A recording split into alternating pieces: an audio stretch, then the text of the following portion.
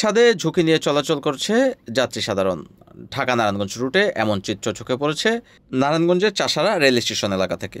ঢাকা থেকে আগত ট্রেনটি যখন নারায়ণগঞ্জ স্টেশনের দিকে যাবে ঠিক সেই মুহূর্তেই এমন চিত্র চোখে পড়েছে এনএনটিভির ক্যামেরায়। ঝুঁকি নিয়ে ট্রেনের ছাদে চলাচল করছে যাত্রী সাধারণ, এর পাশে রয়েছে শিশু কিশোর। অনেককেই আবার ট্রেনের ছাদে চলন্ত অবস্থায় হাঁটতেও দেখা গেছে।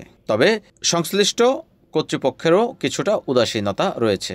জিআরপি অথবা রেলওয়ের পক্ষ থেকে কোনো ধরনের বিধিনিষেধ দিতে দেখা যায়নি। কেন তারা ট্রেনের ছাদে উঠল এ বিষয়ে রেলওয়ের কর্তৃপক্ষের কাছ থেকেও কোনো ধরনের বাধা নিষেধ দিতেও দেখা যায়নি। তবে নগরবাসীর দাবি যেন ট্রেনের ছাদে এই ঝুঁকি নিয়ে চলাচল করতে না পারে যাত্রী সাধারণ।